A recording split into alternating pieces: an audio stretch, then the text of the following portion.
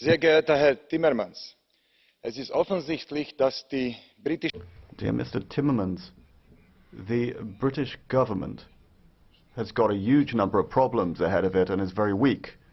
That's why its negotiations have been so hesitant. But the EU shouldn't be smiling too early, because an agreement for the EU is more important than it is for the British. Our exports to the UK are greater than our imports from the UK. We've signed a free trade agreement with Canada, and this should be possible with the United Kingdom.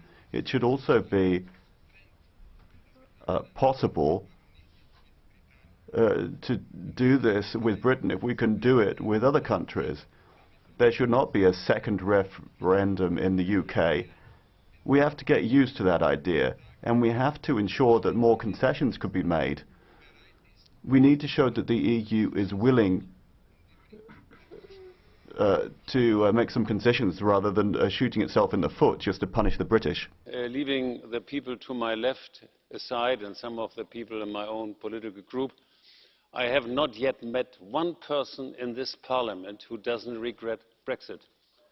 And I haven't met one person in this Parliament, except me, who tries to avoid it. Now, as Mr. Bullmann said, Mr. Barnier is indeed very active, but he seems to be very eloquent on the economic impact, on describing the economic impact on Britain. He never says anything about the economic impact on Europe. I mean, Britain leaving the common market is equivalent to 19 smaller and medium-sized countries leaving the common market at the same time. And to come up with a new trade deal with one country is one thing, but to disentangle the relationships of thousands of companies, which has grown over 40 years, is quite another. Mr. Juncker, had you at that time offered Britain a special deal on freedom of movement, Brexit would not have happened.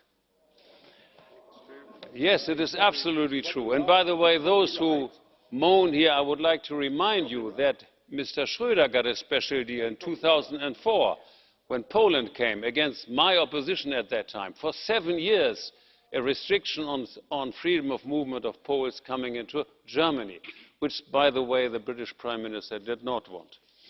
Now, in order to end the confusion in London, we must end the ignorance here in Brussels.